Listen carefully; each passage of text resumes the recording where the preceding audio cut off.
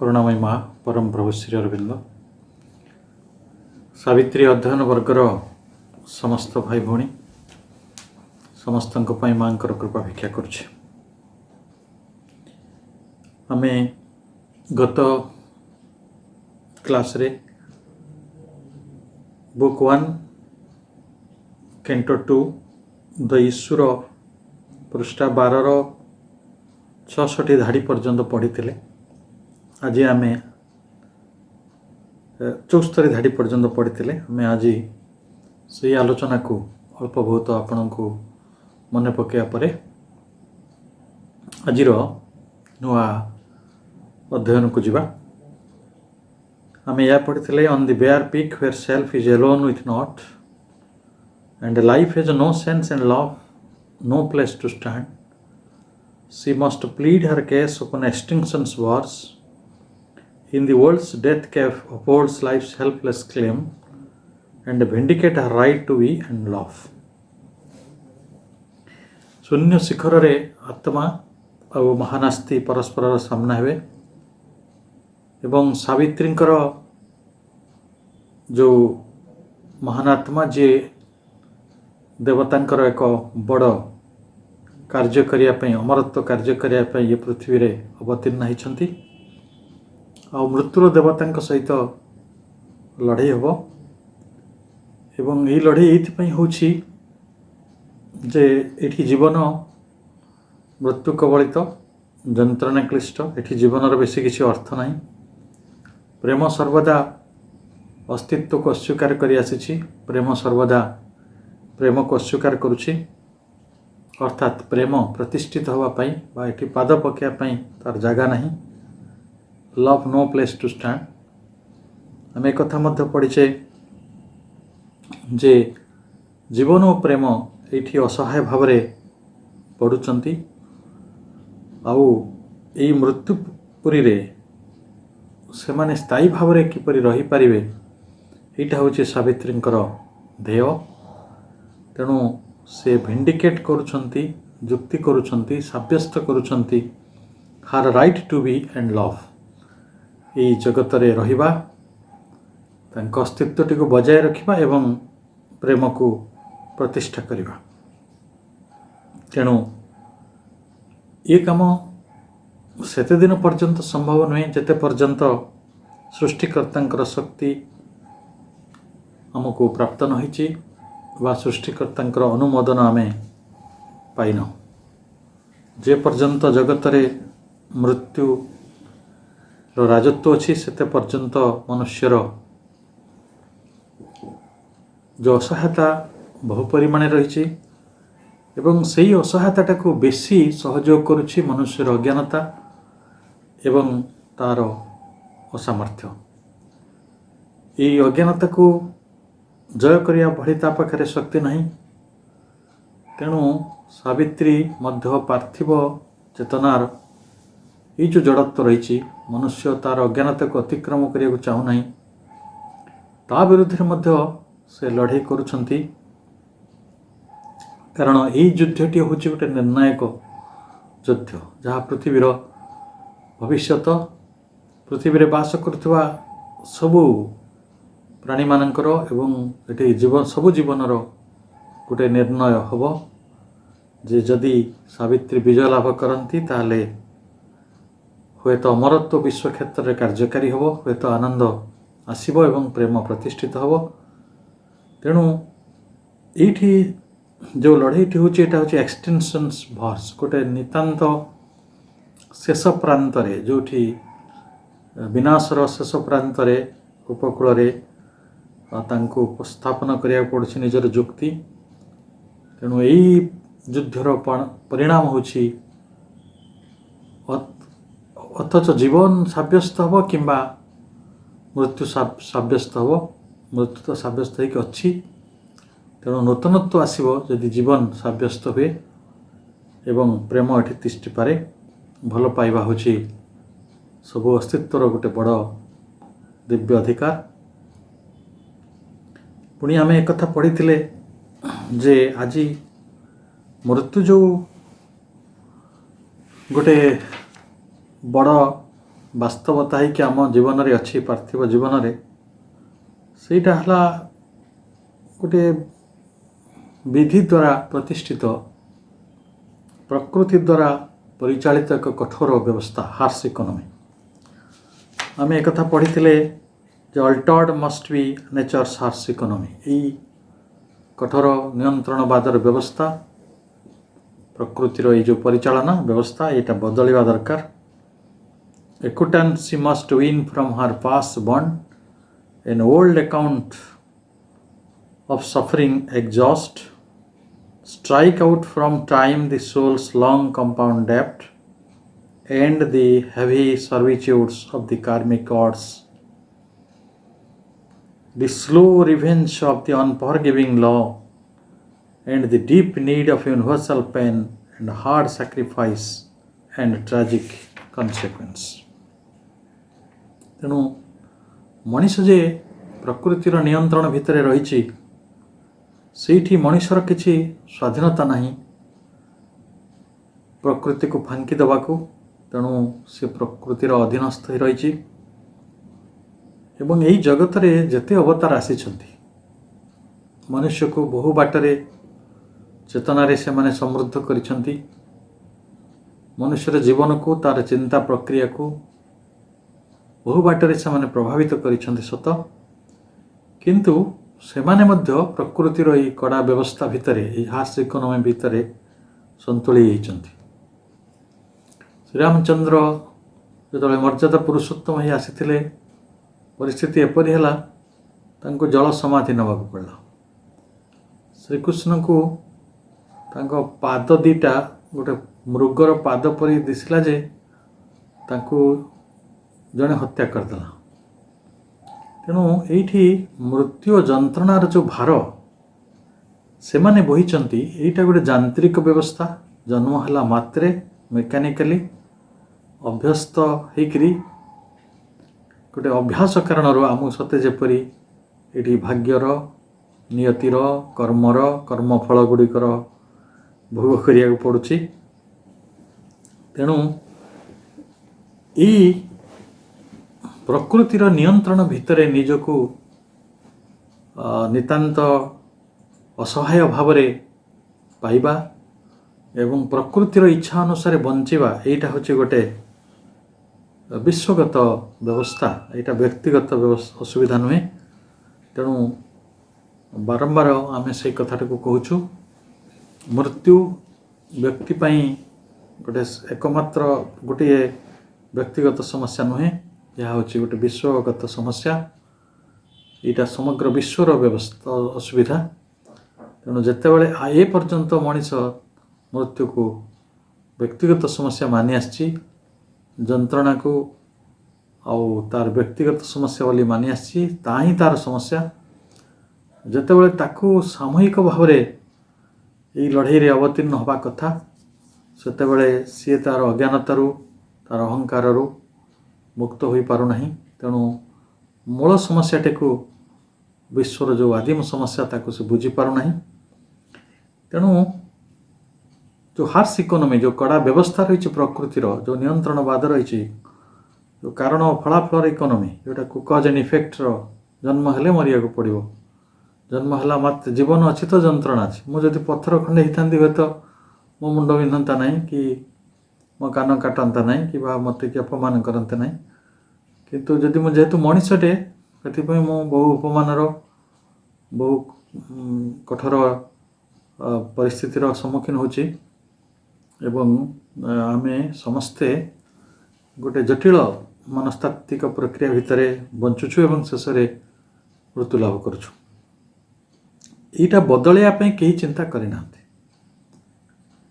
ଯେତେବେଳେ ଶ୍ରୀ ଅରବିନ୍ଦ ଏଇ ଜଗତକୁ ଆସିଲେ, ସେତେବେଳେ ସିଏ ଯେଉଁ ଅସମ୍ଭବ କଥାଟି, ଯେଉଁ ଦୁରୂହ କଥାଟିର ସ୍ୱପ୍ନ ଦେଖିଲେ, ଯାହା ସାବିତ୍ରୀ ମହାକାବ୍ୟର ଗୋଟେ ଲିଜେଣ୍ଡ ଭାବରେ ଥିଲା, ତାକୁ ସିଏ ଗୋଟେ ସିମ୍ବଲ ଭାବରେ, ଗୋଟେ ପ୍ରତୀକ ଭାବରେ ଗ୍ରହଣ କଲେ ଯେ ମନୁଷ୍ୟ ପାଇଁ ଅମରତ୍ୱଟି ସମ୍ଭବ ଏବଂ ଏହି ବିଶ୍ୱ ବ୍ୟବସ୍ଥାଟି ବଦଳାଇବାକୁ ପଡ଼ିବ।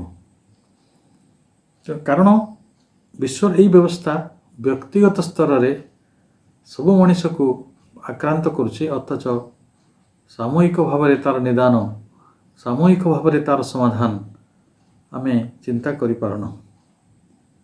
ଅର୍ଥାତ୍ ସାବିତ୍ରୀ ଯେତେବେଳେ ଚିନ୍ତା କରୁଛନ୍ତି ଯେ ଯେଉଁ କର୍ମାଧିପତି ଦେବତାମାନେ ରହିଛନ୍ତି, ଯେଉଁମାନେ ବିଧାନକୁ ଲାଗୁ କରନ୍ତି ଜୀବନ ଉପରେ, ସେମାନଙ୍କର ପ୍ରଭାବ ଅତି ଦୃଢ଼। ସେମାନେ ଯେଉଁ ଜୀବନକୁ ଯାହା ଦେବାକୁ ଚାହାନ୍ତି ସେଇଟା ହେଲା ଗୋଟେ ତଥାକଥିତ କର୍ମଫଳ, ଏବଂ ସେଇଟା ଯେତେ ପର୍ଯ୍ୟନ୍ତ ନିଃଶେଷ ହେଇନି ସେତେ ପର୍ଯ୍ୟନ୍ତ ଆମେ ପ୍ରକୃତିର କଠୋର ଦାସତ୍ୱ ବ୍ୟବସ୍ଥା ସର୍ଭିଚ୍ୟୁଡ୍ ଭିତରେ ରହିଛୁ। ଆଉ ଏଥିରୁ ସହଜରେ ମୁକ୍ତି ଲାଭ ହୁଏ ନାହିଁ। ମନୁଷ୍ୟ ଶରୀର ଧାରଣ କରିବା ଅର୍ଥ ବିଶ୍ୱର ସେହି ଦ୍ୱୈତ ଭାରଟିକୁ ଗ୍ରହଣ କରିବା। କିନ୍ତୁ ସାବିତ୍ରୀଙ୍କ ଚେତନାର ଅନେକ ସ୍ତର ରହିଛି। ସିଏ ମଧ୍ୟ ସବୁ ସ୍ତରରେ ଅଲଗା ଅଲଗା ଶକ୍ତି ଦ୍ୱାରା ଶକ୍ତିଶାଳୀ ତାଙ୍କ ସାଧନା ବଳରେ। ତେଣୁ ଯାହାକୁ କେହି ଭାଙ୍ଗି ପାରୁନଥିଲେ, ଯାହାକୁ କେହି ଏଡ଼େଇ ଦେଇ ପାରୁନଥିଲେ, ସେ ହିଁ ପ୍ରଥମେ ତାଙ୍କର ଏକାକୀ ଆତ୍ମା ଭାବିଛି ମୁଁ ଏଇଟାକୁ ଏଡ଼େଇ ଦେଇପାରିବି। ତେଣୁ ସେଇ ଯେଉଁ ନିୟମ ଅଛି ଅନଫରଗିଭିଂ ଲ, ଅଟଳ ନିୟମ, ଯାହା କାହାକୁ କ୍ଷମା କରେ ନାହିଁ, କିଛି କାହାରି ପ୍ରତି ସେ ଦୟାଶୀଳ ହୁଏ ନାହିଁ, ଅତି ନିଷ୍ଠୁର ଭୟଙ୍କର ସେ ନିୟମ ଯେ ସେ ମନୁଷ୍ୟ ଯନ୍ତ୍ରଣାର ସମ୍ମୁଖୀନ ହୁଏ ତାକୁ ସେ କର୍ମଫଳ କହେ। ଏବଂ ଏଥିପାଇଁ ହୁଏ ମଣିଷ ତା ଜୀବନର ଅନେକ ମୋଡ଼ରେ ଭାବେ ସତେ ଯେପରି କିଏ ଜଣେ ତା ଉପରେ ପ୍ରତିଶୋଧ ନେଉଛି। ସେଥିପାଇଁ ଆମେ ସ୍ଲୋ ରିଭେଞ୍ଜ ଶବ୍ଦଟିକୁ ପଢ଼ିଲୁ। ଆମ ଜୀବନ ଏତେ ଯନ୍ତ୍ରଣା କ୍ଲିଷ୍ଟ ହୋଇପାରେ, ଏତେ ବେଦନା କ୍ଲିଷ୍ଟ ହୋଇପାରେ ଯେ ଆମେ ସବୁବେଳେ ଲାଗୁ ଗୋଟେ ଅଦୃଷ୍ଟ ଆମ ପୂର୍ବ ଜନ୍ମର କିଛି କୃତକର୍ମକୁ ନେଇ କିଏ ଜଣେ ଆମ ଉପରେ ହୁଏତ ଗୋଟେ ପ୍ରତିଶୋଧ ନେଉଛି। ଆମର ଅନେକ ଭୁଲ ଗୁଡ଼ିକର ପରିଶୋଧ ଆମେ କରୁଛୁ, ପ୍ରାୟଶ୍ଚିତ କରୁଛୁ। ଏଇ ବାଟରେ ଅତି ସ୍ଲୋ, ଅତି ମନ୍ଥର ଭାବରେ ଆମେ ଏଇ କର୍ମଫଳ ଗୁଡ଼ିକ ଭୋଗ କରୁଥିଲା ଭଳି ଲାଗୁଛି। ଏବଂ ଏଇ ଯେଉଁ ବ୍ୟକ୍ତିଗତ ସ୍ତରର ସମସ୍ୟାଟି ଯେତେବେଳେ ଗୋଟେ ସାମୂହିକ ସ୍ତରରେ ଏକତ୍ରିତ ହେଉଛି, ସେତେବେଳେ ଗୋଟେ ବିଶ୍ୱ ବେଦନାର ଉପସ୍ଥିତିକୁ ଆମେ ଅନୁଭବ କରିପାରୁଛୁ। ଆମେ ଯଦିଓ ବିଶ୍ୱ ବେଦନା ବିରୁଦ୍ଧରେ ବିଦ୍ରୋହ କରିପାରୁନୁ, ଆମେ ମୁଣ୍ଡପାତି ଅସହାୟ ଭାବରେ ତାକୁ ସହୁଛୁ, କିନ୍ତୁ ଯେତେବେଳେ ଆମ ଜୀବନରେ ଅଜ୍ଞାନତା ରହିଛି, ଆମ ଜୀବନରେ କ୍ଷୁଦ୍ରତା ରହିଛି, ଆମ ଜୀବନରେ ସୀମିତତା ରହିଛି, ଆମ ଜୀବନରେ ଅନେକ ଅପ୍ରାପ୍ତି ଅପୂର୍ଣ୍ଣତା ରହିଛି, ସେତେବେଳେ ଏଇ ବିଶ୍ୱ ବେଦନାଟି ଏକ ବିବର୍ତ୍ତନଗତ ସତ୍ୟ ହେଇକି ରହିଛି। କାରଣ ଆମ ଭିତରେ ଯେଉଁ ଜଡ଼ତ୍ୱ ଅଛି, ଆମ ଭିତରେ ଯେଉଁ ତାମସିକତା ଅଛି, ତାକୁ ଭାଙ୍ଗିବା ପାଇଁ ବେଦନାର ଆବଶ୍ୟକତା ରହିଛି। ଯେତେ ପର୍ଯ୍ୟନ୍ତ ଜଣେ ଲୋକ ଗଭୀର ଦୁଃଖରେ ପୀଡ଼ିତ ହୁଏ ନାହିଁ, ସେତେ ପର୍ଯ୍ୟନ୍ତ ତାଙ୍କ ସତ୍ତା କେନ୍ଦ୍ରିତ ହୁଏ ନାହିଁ। ଆଉ ବିଶ୍ୱର ସତ୍ୟଟିକୁ ଉଦ୍ଘାଟିତ କରିବା ପାଇଁ ତାଙ୍କ ଭିତରେ କେବେ ବି କୌଣସି ପ୍ରୟାସ ଜନ୍ମ ଲାଭ କରେ ନାହିଁ। ତେଣୁ ଆମ ଭିତରେ ଯଦି ଆଜି ଗୋଟେ ସତ ଆସ୍ପୃହା କାମ କରେ, ଆମେ ଯଦି ଆମ ଜୀବନକୁ ସୁନ୍ଦର ଦିବ୍ୟ କରିବା ପାଇଁ କେବେ ପ୍ରସ୍ତୁତ ହେଉଛୁ, ଏଇଥିପାଇଁ ହେଉଛୁ ଯେ ଜୀବନରେ ଅମାପ ଦୁଃଖର ସମ୍ଭାବନା ରହିଛି, ଅନେକ ପତନର ସମ୍ଭାବନା ରହିଛି। ଆମେ ଜୀବନକୁ ଦୁଃଖ, ମୃତ୍ୟୁ, ପତନ ଓ ଯନ୍ତ୍ରଣା ଭିତରୁ, ବେଦନା ଭିତରୁ ମୁକ୍ତ କରିବା ପାଇଁ ଏଇ ଐଶ୍ୱରିକ ରାସ୍ତାରେ ଚାଲିବାର ବେଳେବେଳେ ଗୋଟେ ଆବଶ୍ୟକତା ଅନୁଭବ କରୁ। ଏବଂ ସେଇଟା ବୋଧେ ବିବର୍ତ୍ତନ ସେହି ଶକ୍ତିଟିକୁ ବ୍ୟବହାର କରି ମନୁଷ୍ୟର ଜଡ଼ତ୍ୱକୁ, ତା'ର ତାମସିକତାକୁ ନଷ୍ଟ କରନ୍ତି। ଏବଂ ମଣିଷର ଅନ୍ତରାତ୍ମା ଭିତରେ ଏଇ ଯେଉଁ ବିଶ୍ୱବିଧାନ କାର୍ଯ୍ୟକାରୀ ହେଉଛି, ସିଲ୍ ହେଇକି ରହିଛି, ତ ସେଇଟା ବର୍ତ୍ତମାନ ଆମକୁ ଏପରି ଗୋଟେ ଅବସ୍ଥାକୁ ଗତି କରୁଛି ଯେଉଁଠି ମା ତାକୁ ଯଥାର୍ଥ କରିବା ପାଇଁ ଆହୁରି ତାଙ୍କ ଶବ୍ଦରେ ଚମତ୍କାର ଭାବରେ କହିଛନ୍ତି, by the power of her origin and the legacy of the one, she must overcome all the laws established in manifestation, conquer the resistance of all that has been organized since centuries and millenniums, and so that the Supreme is all powerful over his own creation. In all the world as it is now, death and dissolution reign, She wants to abolish their law in order to establish the supreme life and consciousness. It is the story of that conquest that will be told in the epic. अर्थात ଯେତେବେଳେ ବେଦନା ଓ ଯନ୍ତ୍ରଣାର କଥା ମା ତା ପୂର୍ବରୁ କହୁଛନ୍ତି, ସେ କହୁଛନ୍ତି ଯେ ସେମାନେ ହେଲେ ବଡ଼ ଶିକ୍ଷକ, ତାଙ୍କ ଭଳି ଗୁରୁ ଆଉ କେହି ନାହାନ୍ତି। ଆମେ କହୁ ଜୀବନ ହେଉଛି ଗୋଟେ ବଡ଼ ଶିକ୍ଷକ, ବଡ଼ ବିଶ୍ୱବିଦ୍ୟାଳୟ, ଗ୍ରେଟେଷ୍ଟ ୟୁନିଭର୍ସିଟି ୱିଦାଉଟ୍ ୱାଲ୍ସ। ଜୀବନଠାରୁ ବଡ଼ ବିଶ୍ୱବିଦ୍ୟାଳୟ ଜଗତରେ ସମ୍ଭବ ନୁହେଁ, କାରଣ ଜୀବନ ଯେତେ କଥା ଶିଖେଇ ଦିଏ, ଜୀବନ ଯେତେ କଥା ଆମକୁ ଅନୁଭୂତି ରୂପରେ ଦିଏ, କୌଣସି ବିଶ୍ୱବିଦ୍ୟାଳୟରୁ, କୌଣସି ପାଠ ବହିରୁ, କୌଣସି ଏମିତି ଲୌକିକ ଗୁରୁଙ୍କ ଠାରୁ ଆମେ ଏକଥା ଶିକ୍ଷା ଲାଭ କରିପାରିବା ନାହିଁ। ଏବଂ ସେମାନେ ଏପରି ଗୋଟେ ଶିକ୍ଷକ ବେଦନା ଓ ଯନ୍ତ୍ରଣା, ଯେଉଁମାନେ ଆମକୁ ଅଗ୍ରଗତି କରିବାରେ ସାହାଯ୍ୟ କରନ୍ତି। ମଣିଷ ବହୁ ଶ୍ରମ, ବହୁ ପ୍ରାପ୍ତିପୂର୍ବକ ଯେଉଁ କଥାଟି ହାସଲ କରିପାରେ ନାହିଁ, ଦୁଃଖ ବେଦନା ତାକୁ ସେଇ ଶିଖରରେ ପହଞ୍ଚାଇ ଦେଇପାରେ। ଏବଂ ଆପଣ ତାର ଉଦାହରଣ ନେଇପାରନ୍ତି, ହଜାର ଉଦାହରଣ ଅଛି। ସେଇଟା ଶ୍ରୀ ଅରବିନ୍ଦଙ୍କ ନିଜ ଜୀବନ ହେଉ, ଯୀଶୁଖ୍ରୀଷ୍ଟଙ୍କ ଜୀବନ ହେଉ, ଗାନ୍ଧୀଙ୍କ ଜୀବନ ହେଉ, ଶ୍ରୀରାମଚନ୍ଦ୍ରଙ୍କ ଜୀବନ ହେଉ, ଶ୍ରୀକୃଷ୍ଣଙ୍କ ଜୀବନ ହେଉ, ସମସ୍ତେ ଏଇ ଦୁଃଖ ବେଦନା ଭିତରେ ଦେଇ ଚେତନାରେ ଯାତ୍ରା କରିଛନ୍ତି।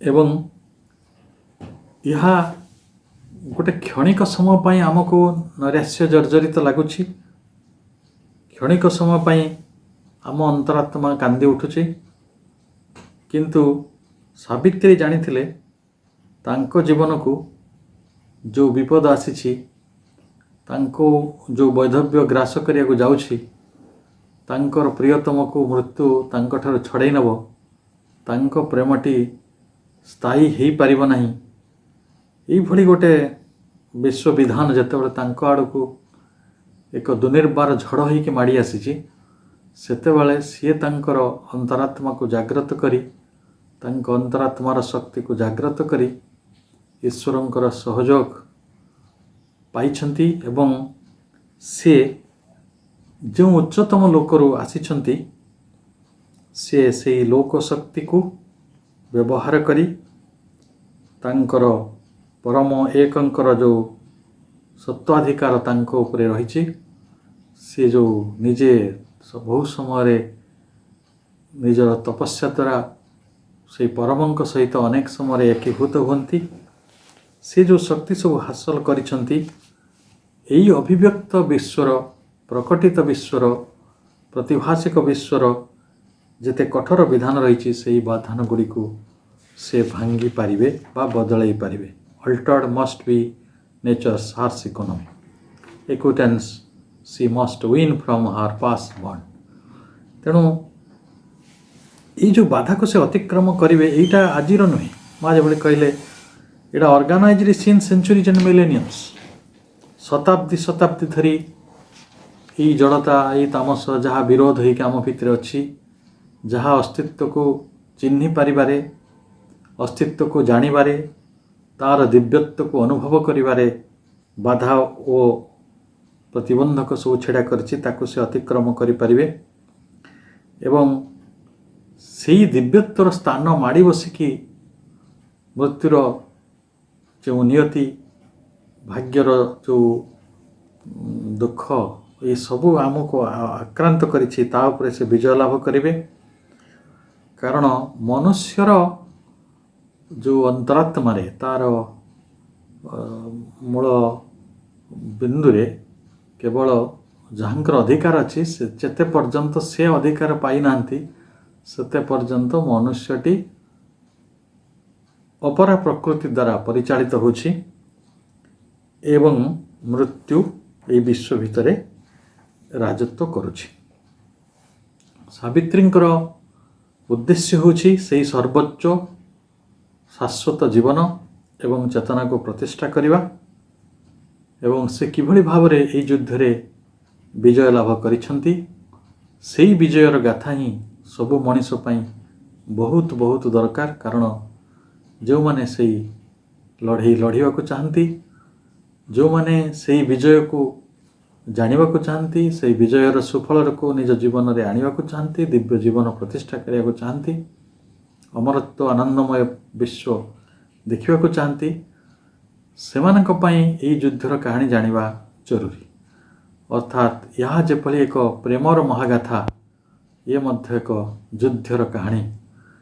ଯେଉଁ ଯୁଦ୍ଧ ଆମ ସାଧାରଣ ପୃଥିବୀର ତଥାକଥିତ ଯୁଦ୍ଧ ଓ ସଂଘର୍ଷ ଠାରୁ କାହିଁ କେତେ ଗୁଣରେ ଅଲଗା, ଏହା ବିଲକ୍ଷଣ ସମ୍ପନ୍ନ। କାରଣ ଏ ଯୁଦ୍ଧ ଏପରି ଯେଉଁଠି କେହି କିଛି ଜାଣିବେ ନାହିଁ, କେହି କିଛି ବୁଝିବେ ନାହିଁ, କେହି ସେଠି ସାକ୍ଷୀ ନାହାନ୍ତି। ସେଇ କଥାଟିକୁ ଆମେ ଆଉ ଅଲଗା ବାଟରେ ପଢ଼ୁଛୁ। ସେ କହୁଛନ୍ତି, out of a timeless barrier she must break, penetrate with her thinking depths the void's monstrous hush, look into the lonely eyes of immortal death, and with her nude spirit measure the infinite's night। अर्थात ये जो timeless barrier she must break, ये जो शाश्वत काल धरी काल धरी कालातीत होइकि बाधाबंधन रही, जहाँ आम अनंत बाधा कहीपर,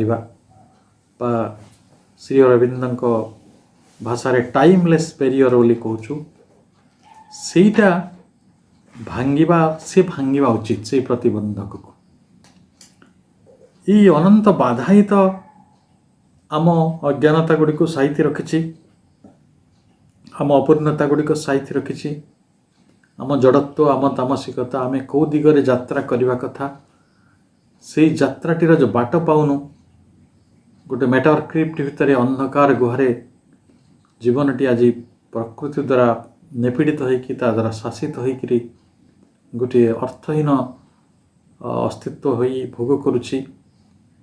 सेटा होछि टाइमलेस बैरियर। एटा out of a timeless barrier she must break. तेणु काल को अतिक्रम करिया पई जो सब बाधा रही ताकू से भांगीदेवे, आउ तार भितर बाहरी आसबे। Penetrate with her thinking depths the void's monstrous hush. See thinking depths यहाँ हूँ गोटे बहुत गुरुत्वपूर्ण शब्द। मुनि ऋषि माने से थिंकिंग डेप्थ्स भितर थांती, तपस्वी माने से थिंकिंग डेप्थ्स भितर थांती, चिंता करिवार गभीरता। दार्शनिक माने चिंता करिवार गभीरता भितर थांती। वैज्ञानिक माने, लेखक माने, कलाकार माने, बुद्धिजीवी माने, गोटे जो माने उच्चतर जीवन यापन करती, समस्ते गोटे थिंकिंग डेप्थ्स भितर थांती। किंतु कलाकार कि उच्चतर जो व्यक्ति मान कथा आम वर्णना कले, सेमानंकर थिंकिंग डेप्थ्स अनेक समय भारी जीवन अनुगामी प्रोफेशनल, किंतु सावित्रींकर जो थिंकिंग डेप्थ्स से हूँ अनंत काल धरी जो प्रकृति बाधा तैयारी करिछि, टाइमलेस बैरियर, ताकू भांगिया पई से चिंता करुछंती, गभीर चिंता करुछंती। कहा कौ जगार चिंता करुछंती ना दि वॉइड्स मॉन्स्ट्रस हस। वॉइड्स कहले महाशून्य, महानास्ति, महाशून्यर मॉन्स्ट्रस हस माने प्रकांड निस्तब्धता। प्रकांड निस्तब्धता कौन आपण भावतु, आम निस्तब्धता को केते बुझीचु मु जानिनी। थरे जदि आम से प्रकांड निस्तब्धतार सन्धान पाइबा ताले आम समस्ते मुनि भली ध्यान करिपरिबा। महाशून्य भी से निस्तब्धता को अनुभव करि हुए नहीं। महाशून्य जदिओ ज्योतिष्क मंडल मान भितर कोटि कोटि आलोक वर्षर दूरता रही, तथापि तारा माने बड़ शब्द जलती, आउ आकाशर भी हुए तो शब्द थई पारे, किंतु एठी आपण को एक ध्यान गंभीर शब्द कह जाउछि monstrous hush of the void. महाशून्यर मॉन्स्ट्रस प्रकांड विराट असुर भलिया। मॉन्स्ट्रस मॉन्स्टर आम कहूना, मॉन्स्टर हला असुर जार प्रकांड शरीर ताको मॉन्स्टर कहते। ତେଣୁ ଏଠି ମନଷ୍ଟ୍ରସ୍ ହସ୍ ଏ ଯେଉଁ ପ୍ରକାଣ୍ଡ ନିସ୍ତବ୍ଧତା ତାରି ଭିତରେ ସେ ପ୍ରବେଶ କରୁଛନ୍ତି ଗଭୀର ଚିନ୍ତା ଜରିଆରେ ଥିଙ୍କିଂ ଡେପ୍ଥସ୍। এই କଥାଟା ଆମେ ସାଧନାର ଏକ ସୂତ୍ର ରୂପରେ ନେଇପାରିବା। ଆମେ ଧ୍ୟାନରେ ଆମର ଚିନ୍ତାର ଗଭୀରତାକୁ ନେଇ ମହାଶୂନ୍ୟର ସେଇ ନୀରବତା ଭିତରେ ବ୍ୟାପ୍ତ ନୀରବତା ଭିତରେ ପ୍ରବେଶ କରିପାରିବା। କରିକି ସେ କ'ଣ କରୁଛନ୍ତି ନା look into the lonely eyes of immortal death. ଏଠି ଡେଥ୍ ହେଉଛି ଇମର୍ଟାଲ୍, ଏଠି ମୃତ୍ୟୁଟା ହେଉଛି ଅମରତ୍ୱ ଲାଭ କରିଛି। ଏଇଠି ମୃତ୍ୟୁ ମରୁନାହିଁ।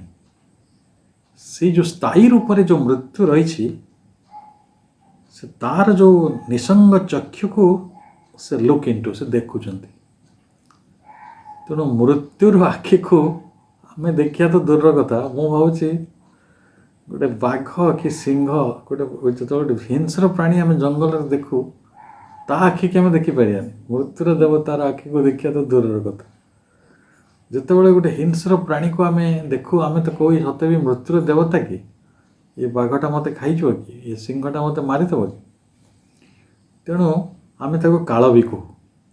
ତେଣୁ ସେ କାଳର ଚକ୍ଷୁକୁ ଯେ ଅମରତ୍ୱ ଲାଭ କରିଥିବା ମୃତ୍ୟୁ ଯେ ଆଦୌ ସ୍ଥାୟୀ ରୂପରେ ଏଠି ରହିଛି ତାହାର ଆଖିକୁ ଏକୁଟିଆ ଯେଉଁ ନିସଙ୍ଗ ଆଖିକୁ ଦେଖିବା କଥାଟିକୁ ଭାବନ୍ତୁ। ଏଇଟା ଖାଲି ଗୋଟେ କବିଙ୍କ ଦୃଷ୍ଟିରୁ ଆମେ କଥା ଗୁଡ଼ାକୁ ବୁଝୁଛୁ, କିନ୍ତୁ ତାକୁ ଭାବ ଦୃଷ୍ଟିରୁ ଦେଖିଲେ ସେ ପୁଣି କେଉଁ ଦୃଷ୍ଟିରେ ଦେଖୁଛନ୍ତି ମୃତ୍ୟୁକୁ ଅନୁଭବ କରୁଛନ୍ତି। And with her nude spirit measure the infinite's night. ତେଣୁ ଏଇଟା ହେଉଛି ଅନନ୍ତ ମହାରାତ୍ରି। ଅନନ୍ତ ମହାରାତ୍ରିକୁ ତାଙ୍କ ଅନାବୃତ ଆତ୍ମାରେ ସେ ମାପିବାକୁ ଚେଷ୍ଟା କରୁଛନ୍ତି। ଏଇଗୁଡ଼ା ହେଉଛି ଧ୍ୟାନର କଥା। ଆମେ ଯେତେବେଳେ ସେଇ ମନଷ୍ଟ୍ରସ୍ ହସ୍ ଭିତରକୁ ନୀରବତା ଭିତରକୁ ଯାଉ ନିସ୍ତବ୍ଧ ଭିତରକୁ, ସେଇଠି ଆମ ପାଖରେ କେହି ନଥାନ୍ତି। ଆମର ଘର ପରିବାର ସମ୍ବନ୍ଧ ସମ୍ପର୍କ ବିଶ୍ୱ ସବୁକିଛି ଅର୍ଥହୀନ। ଏବଂ ସେଇ ଏକାକିତ୍ୱ ଭିତରେ ଯେତେବେଳେ ଆମେ ମୃତ୍ୟୁକୁ ସାମ୍ନା କରୁଛନ୍ତି ସେତେବେଳେ ଆମ ଆତ୍ମା ଅନାବୃତ ଆତ୍ମା ନ୍ୟୁଡ୍ ସ୍ପିରିଟ୍ ସେଇଠି ଅନନ୍ତତାଟାକୁ ମାପିବ। ଅନନ୍ତ ରାତ୍ରିକୁ ସେ ମାପୁଛୁ ବୋଲି କହୁଛନ୍ତି। ତେଣୁ ପ୍ରକୃତିର କଠୋର ନିୟନ୍ତ୍ରଣବାଦ ଭିତରେ ରହିଥିବା ଅସହାୟ ଆତ୍ମା ଆଜି ଏକ ବିରାଟ ଶକ୍ତିର ପ୍ରେରଣାରେ ଅନନ୍ତ ମହାଶୂନ୍ୟର ନିସ୍ତବ୍ଧତାକୁ ଭେଦ କରି ତାଙ୍କର ଚେତନା ଜଗତରେ ଏକ ଅମରତ୍ୱ ଲାଭ କରିଥିବା ମୃତ୍ୟୁର ଦେବତାଙ୍କୁ ଦେଖୁଛନ୍ତି।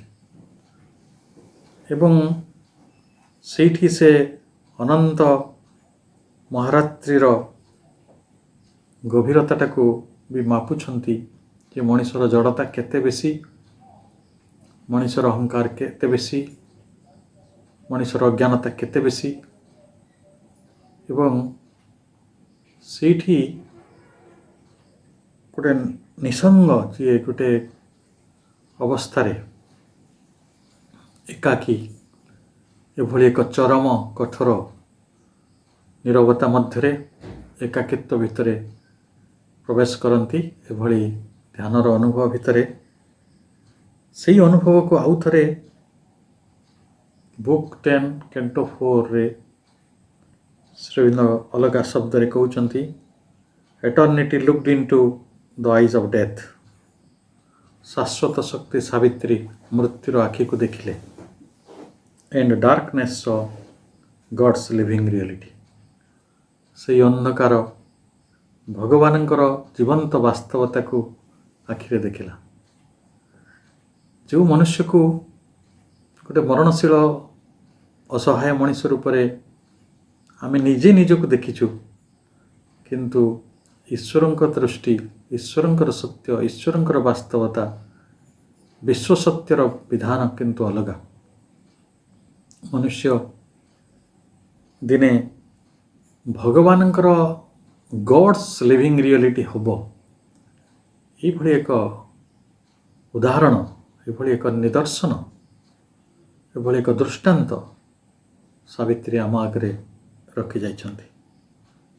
କାରଣ ଜୀବନର ପରିପୂର୍ଣ୍ଣତାଟି ଅନିବାର୍ଯ୍ୟ, ଜୀବନର ଦିବ୍ୟତ୍ୱ ଅନିବାର୍ଯ୍ୟ ଏବଂ ଯେଉଁ ଆତ୍ମଶକ୍ତିର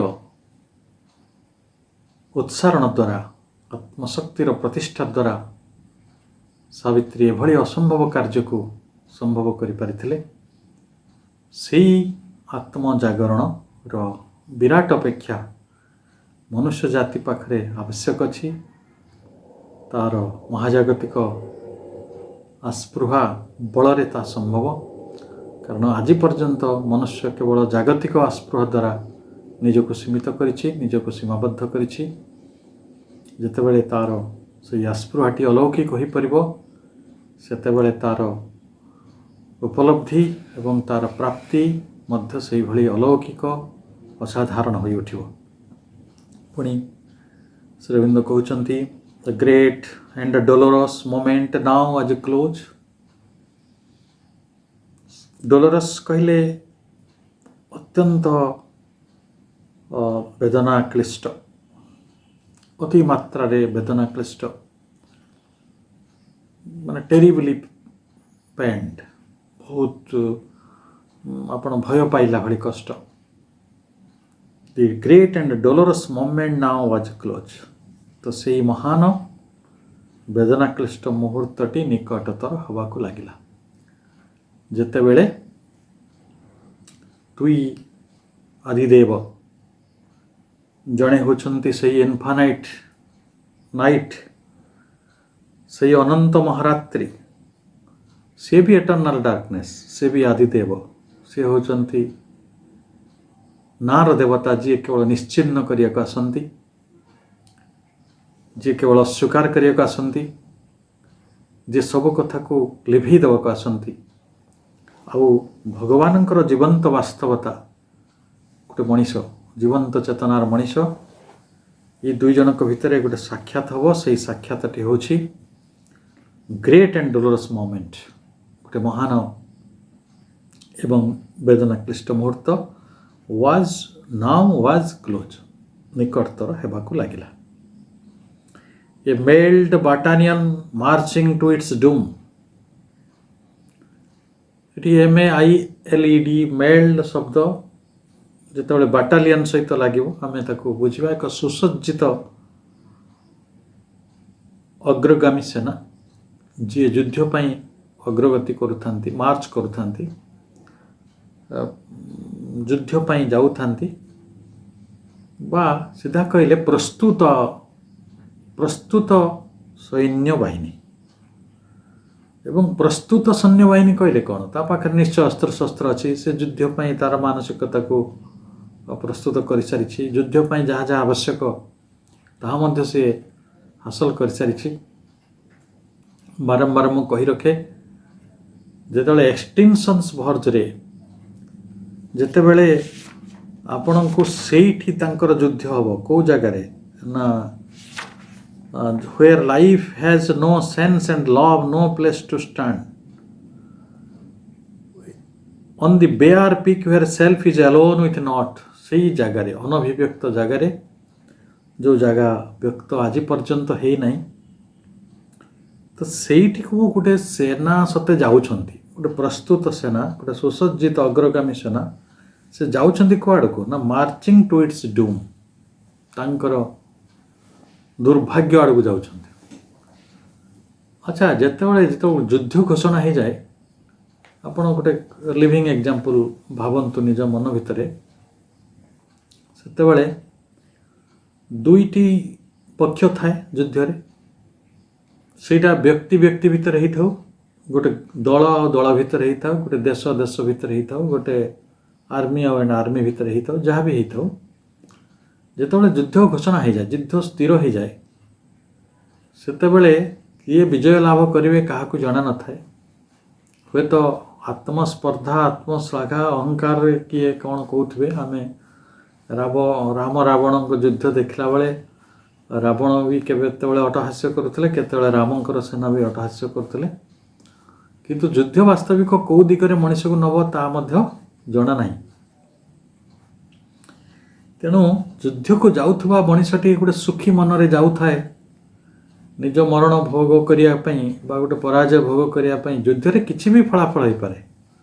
ଆପଣ ଆହତ ହୋଇପାରନ୍ତି, ନିହତ ହୋଇପାରନ୍ତି, ଆପଣଙ୍କର ଅଙ୍ଗହାନି ହୋଇପାରେ, ଆପଣଙ୍କ ପ୍ରାଣହାନି ହୋଇପାରେ, କିଛି ତ ଗୋଟେ ହାନି ହେବ, ସମ୍ମାନ ବି ହାନି ହୋଇପାରେ, କେବେ ଆପଣ ଅତି କଠିନ ପରିସ୍ଥିତିରେ ପଡ଼ିଯାଇପାରନ୍ତି। ତେଣୁ ଯେତେବେଳେ ଗୋଟେ ଯୁଦ୍ଧକୁ ବାହାରି ସାରିଥିବା ଏ ମେଲ୍ଡ ବାଟାଲିୟନ ଯୁଦ୍ଧକୁ ବାହାରି ସାରିଥିବା ଗୋଟେ ଅଗ୍ରଗାମୀ ସେନା ଯେଭଳି ତାର ଦୁର୍ଭାଗ୍ୟ ଆଡ଼କୁ ଯାଏ, ସେ କେମିତି ଯାଉଥିବ ତାକୁ କବି ଏଭଳି ବର୍ଣ୍ଣନା କରୁଛନ୍ତି। ଦି last long days went Bai with heavy Trump.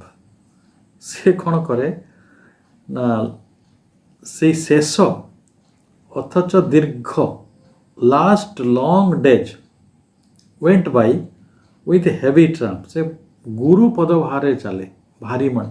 ଆପଣ ଦେଖିବେ ଦୁଃଖରେ ଥିବା ମଣିଷଟି କେମିତି ଚାଲେ? ଗୁରୁ ପଦ ଭାରରେ ଚାଲେ, ହେଭି ଟ୍ରାମ୍ପରେ ଚାଲେ। ଟ୍ରାମ୍ପ କହିଲେ ମାନେ ପଦଭାର। ଆଉ ଦେଖିବେ ଦୁଃଖରେ ଆମେ କହୁଛୁ ଭାଙ୍ଗି ପଡ଼ୁଛୁ, ମାନେ କ'ଣ ତା ମୁଣ୍ଡଟି ସିଧା ବିଷୟ କରିପାରେନି, ସେ ମୁଣ୍ଡ ତଳ କରିକି ଗୋଟେ ଯାଉଥିବ। ଚିନ୍ତା କ୍ଲିଷ୍ଟ, ଯିଏ ଯୁଦ୍ଧକୁ ଯାଉଛି, ମକଦ୍ଦମାକୁ ଯାଉଛି, ଯିଏ ଗୋଟେ ଇଣ୍ଟରଭ୍ୟୁ ଦେବାକୁ ଯାଉଛି, ସେ ପିଲାଟି କେମିତି ଅବସ୍ଥାରେ ଯିବ? ନିଶ୍ଚିତ ଭାବରେ ଚିନ୍ତା କ୍ଲିଷ୍ଟ ଥିବ, ବେଦନା କ୍ଲିଷ୍ଟ ଥିବ, ଆଉ ସେ ଭାରି ପଦ ପାଦରେ ଚାଲିବ। ତ ଭାରି ପଦ ପାଦରେ ସାବିତ୍ରୀଙ୍କର ଗତି ହେଉଛି। ଆଉ long but too soon to pass, too near the end. ଏଇ ଯେଉଁ ଯୁଦ୍ଧର ଆୟୋଜନ ହେଇଛି, ଏଇଟା ବହୁ ଦୀର୍ଘ ଦିନର ଗୋଟେ ବଡ଼ ବିଳମ୍ବିତ ଆଉ ଦୀର୍ଘ ପଥ ଆସିବା ପରେ ଆସିଛି। ଏବଂ ଏଇ ଯେଉଁ ଯୁଦ୍ଧ ହେବ, ସେ ଯୁଦ୍ଧଟି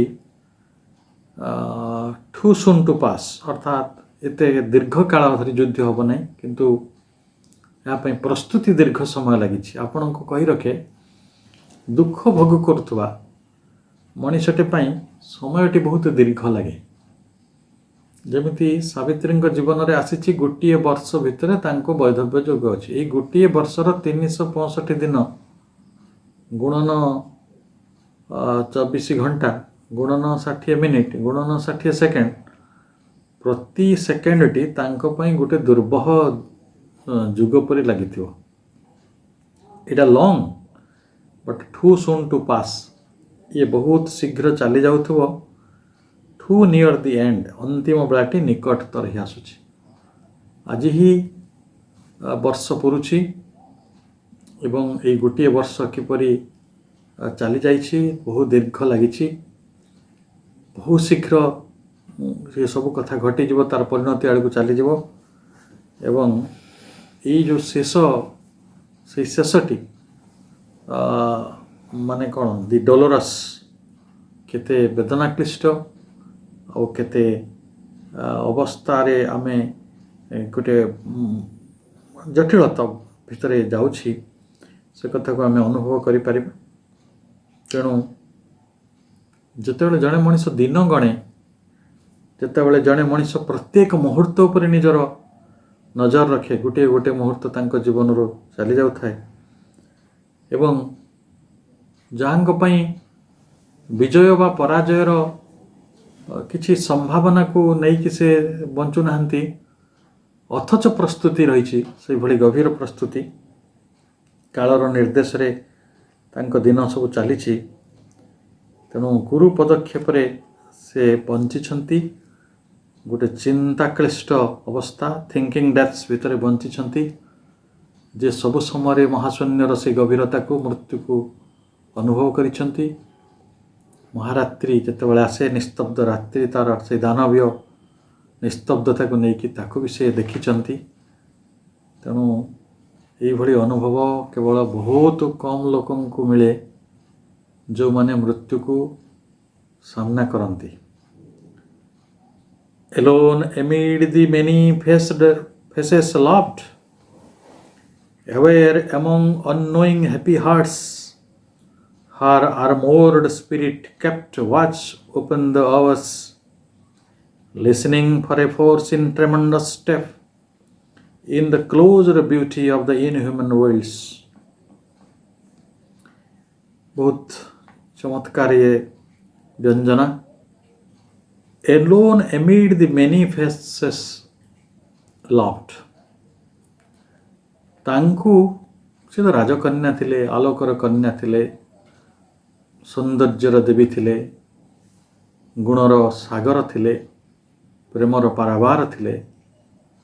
से स्वीटनेस रो माने गोटे माधुर्यर महादेवी थिले. तेणु ये जो महादेवी तांको किए भल न पाइब. तांको बापा केते भल पाउथिबे, तांको माँ केते भल पाउथिबे, तांको स्वामी शाशु ससुर तांको चारिकड़े जो मनीष माने थिले, तांको राजपारिषद माने, तांकर सांग माने, तांकर परिचित मनीष माने, आमको भी अनेक लोक भल पाती. अर्थात ये जो मेनी फेसेस लव्ड बहु भल पाउथवा मनीषंकर चिन्हा मुह भितरे सी किंतु थिले एलोन एमिड एकुटिया रोथले. कारण जेतेबेले आपणक मनरे दुख थाए आ हाट सारा लोक जदि नाचुथुए आपण निश्चय सेठी एकुटिया हेबे. एकुटिया हबाटा भारी स्वाभाविक सही मानक पई जो माने एक आगामी जंत्रणा को सामना करुछंती. एइठ गोटे बहुत महारहस्यर कथा अछि. गोटे आमे दर्शनर ये कथा गुड़ा कहीं पढ़िया उचित, जानिबा उचित. मु जहाँ मते अकर करिछि मु से कथाटी आपण शेयर करुछि. वैज्ञानिक माने कहउछंती ईश्वरंकर सृष्टिर ये सत्यर मात्र 3% एपर्यंत मनीष जानी पारिछि. आउरी 97 भाग मनीष पाखरे अपहंस होइक अछि.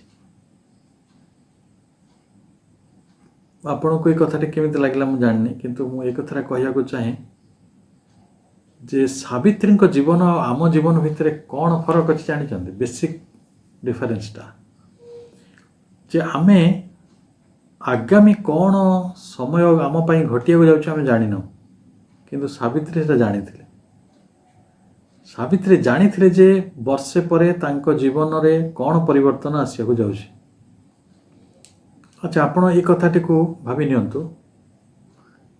जड़े डाक्तर जड़े रोगी कहले जे तुमर आयुष आउ 3 मास अच्छे. से 3 मासर जो गोटे गोटे मुहूर्त तांको पई किभली कटिबो सेटा आपण बेस अनुमान करि परछन्ते. तेणु सेही मनीषटी यही भली अवस्था दे गति करिवो. आ मनीषर अति सौभाग्य जे सी तार आगामी समयटा किपरि कटिबो, ताको को प्रकार परिणति नहीं ता जीवन ताको आसुची सेटा से जानी पारुनी बोली बड़ शांति रे रहउची. माँ गोटे जगह कहउछंती जदि तमे आगामी काली तम जीवन रे कौन घटिया जाउची जानी पारंत ताले तमे भीषण अशांति भितर बंचंत, अस्थिरता भितर बंचंत. तमे एई जो आसुथिबा अनागत समयर जो फलाफल, कारण जीवन आपण पई दुख आनिबो सुख आनिबो. सुख पई आमे जेते खुशी न होवंते दुखटा आसुची लोक व्यतीत होवंते आमे ता भितरे शांत रही परिबा, समता को बजाय रखी परिबा. कारण आमे कि जोगी नुहे, आम चेतना सेतिकी समुन्नत है नहीं, आमर मन प्राण सेतिकी रूपांतरित है नहीं. यही तो हूँ रूपांतर जे सेतिकी अवस्था को आसी ना जे आमे अनागत विपद को मध्य शांति समतार सहित स्थिरतार सहित आमे ताको सम्मुखीन हो पार. से भाग्य भल आमर जे भगवान आमको 2टा वरदान देइछन्ति. गोटे हला ना मनीष ता भविष्य जानीपे, मोटे जानीपे सी केते आनंद रे ता पुओ मान को पाठ पढ़ाए मनीष करे, घर बसई दिए. किंतु देखा से पुओ मैंने लात मार दियंती. दुनिया रे हजार हजार कहानी विशेष कर भारत आफ्रिका भली देश रे होउची. किंतु पुओ माने आमे जदि जानी थांते ये पुओ हमको दंड दब, जेमती कंस जानिथिला जे मोर भौणी पाखरु जो पुओ जन्म हम सी मते हत्या करियो. तेणु सी ता केमिति हला आपण देखिले कंसर जीवन. आमे समस्ते गोटे गोटे कंस होइतांते जदि आमे आगटा जानी पारुथांते. ये हला प्रथम वरदान भगवान. द्वितीय वरदान टी होची आमे अतीतटा को भूली जाउछु.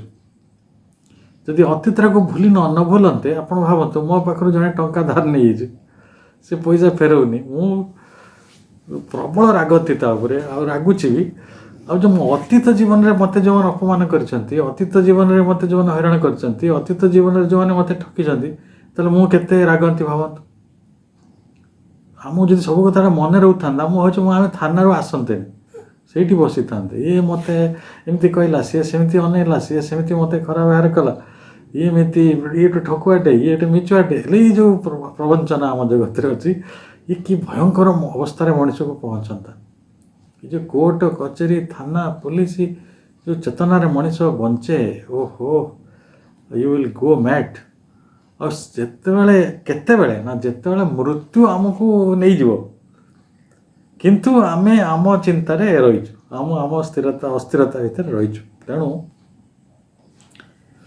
Aware among annoying happy hearts किंतु महादेवी सावित्री जहाँ को सानिध्य देइचंती से माने केते खुशी थे से जहाँ कोଳରେ जन्म ग्रहण करिचंती तो आलोक कन्या सावित्री तो से बापाटी केते धन्य होइतो से माटी जे तो गर्भर धारण करतला से केते धन्य होइतो जो स्वामीटी तांकर प्रेम पाइचंती से केते पूर्ण होइतबे तांको सासु ससुर माने जो माने सेवा पाइचंती से माने केते आनंदित होइतबे से माने सब हैप्पी हार्ट्स से माने किंतु यांकर जो दुखटी को जानते नहीं कारण से पाखे से पूर्व ज्ञान फोर साइंस नथिला जे सावित्री जानती जे तांको यही दुखटी भोग करियार अछि कारण सेटा तांको ऋषि नारद कहते जोटा से माने जानते नहीं तेणु से तांकर हैप्पी हार्ट्स रे अछन खुशी रे अछन देखो आपण दले हसंत मनीष आपण को भल पाउथवा मनीष मानक भितर आपण एकुटिया रहउछन खाली एकुटिया रहउ नांदी aware among annoying happy hearts जे सेमानंकर खुशी भितर भी आपण जानती आपण पई कोन घटिया जाउछ यू आर एवेयर इटा हला आउरी गुटे बड़ संकट आमे 10 लोक संगरे अच्छे आम 9 जन खुशी अछंती मु चिंतित रही मु मोर थिंकिंग डेप्थ भितर सबुदिने महारात्रि को भेट करने मु मोर प्रस्तुत होची एवं जो माने मो चारिकड़े अछंती जो माने मते भल पाती से माने ना मु तांको से माने मते जानती मु कौन करिया आसी कौन करुछि को प्रकार भाव चेतना दे मु गति करुछि तेणु सेमानक गहन रे मु एकुटिया आउ ता छड़ा मु प्रति मुहूर्त रे सेमानक गहन रे थाई मध्य सचेतन अच्छी मते कौन करिया अछि व्हाट इज माय वर्क मु कौन भोगिया जाउछि कौन सम्मुखीन होगा जाउछि को युद्ध रे मु प्रवृत्त अछि मु कौन हासिल करिया चाहूछि her armoured spirit kept watch upon the आवाज केते चमत्कार एडजेक्टिव रे तांको आत्माटी को महाकवि श्री अरविंद कहते जे तांकर से श्री सावित्रींकर आत्माटी होची कवचावृत आर्मोर्ड अर्थात सुरक्षित तेणु से सुरक्षित आत्मा कहा उपरे दृष्टि रखिचंती ना वॉच ओपन द आवर्स काल उपरे समय उपरे लक्ष्य रखिचंती आज दिनटे सरीगला काली की दिनटे सरीगला आज घंटाटे सरीगला काली सेकेंडटे सरीगला किंतु साधारण मनीष और सावित्रींकर भितर जो जो पार्थक्यर कथा कहूली आमे जेतबेले बंचु सेतेबेले काल उपरे लक्ष्य करिकी बंचु नाहु आम मृत्यु भी आसीबो कहतु ए जगत रे किए अछि का मृत्यु आसीबनी किंतु आमे काल उपरे लक्ष्य दौनाहु सी काल उपरे लक्ष्य दौछंती तांको आत्मा कवचावृत कारण सेटा मिशन गोटे लक्ष्य नहीं कि जगत रे कार्य करछि द्वितीय कथाटी हला जे ये जो सचेतन जीवन तांको भितर जो थिंकिंग डेप्थ्स अच्छी यीटा को साधनार एक रूपरेख भाव बा साधनार गोटे दृष्टांत भाव आमे ग्रहण करिपारिना आमको आज मध्य सावित्री उषा आम जगत रे होनी कि आमे तो गप भाव नहीं किंतु से जे जीवनर चलापथ सेटा होची आम जीवनर समस्त अनुस्पंदनर आम जीवनर समस्त गतिविधिर गोटे बड़ गाइड ब्लूप्रिंट गोटे बड़ प्रारूप एक कथाटी आमे बुझिना। तेणु जीवन तांकर कवचाकृत आत्मा से काल उपरे अपलक दृष्टि रखिछि। Listening for a force in tremendous step. तेणु जहाँ से पूर्वर देखिछन्ति पूर्व ज्ञात जहाँ अच्छी तांको तार भारी पदपात को सी कान डेरी शुणुछन्ति। कहीं से हैप्पी हार्ट्स नुहंती से कहीं मनीषर स्मॉल हैप्पीनेस भितर भाग नौ नांती। तार कारण जे तांको यही सब साधन समय व्यतिक्रम करिया को पड़ुछि। ट्रेमेंडस स्टेप तार जो विशाल पदक्षेप ताकू सी कान डेरिकी शुणुछन्ति। कोठी शुणुछन्ति सावित्री कोठी रुहंती। बहुत चमत्कार धाड़ी। In the closed beauty of the inhuman worlds. Inhuman माने जोठी मनीष नाही जनशून्य वाइल्ड्स कहले बनानी जनशून्य जोठी वाइल्ड्स कहले जोठी सब हिंस्र जंतु रुहंती। आउ हिंस्र जंतु कोठी रुहंती वाइल्ड्स गुड़िक बनरे रुहंती। तेणु से जनशून्य बण आपण आज बण भी तो जनशून्य से दिन आहरी कौन है कथा भाभी हेनी। गोटे मुहूर्त आम चेष्टा करी बण रहा चेष्टा करे आद एसी ना कि मोबाइल नहीं कंप्यूटर नहीं नेट नहीं इलेक्ट्रिक नहीं किसी नहीं मशा डांस माने हाथी बाघ भालू सेठी हुए तो से समय भल थिला। आम भाया मूर्ख नथिले जो मैंने पानी को सफा रखी पवन को सफा रखी से कवि गोटे चमत्कार उपमा देइछन्ति। It is a matter solace जे इन द क्लोज्ड ब्यूटी अर्थात से बनरे सौंदर्य थिला। निबिड़ बनानीर इनह्यूमन वाइल्ड्स से जो निबिड़ जनशून्य विपदपूर्ण बनानी अच्छी वाइल्ड्स सेठी सबुजर सुंदरता भितर सी कालर पदक्षेप को शुणुले जो पदक्षेपटी काल तांको पई नेकी आसुछि।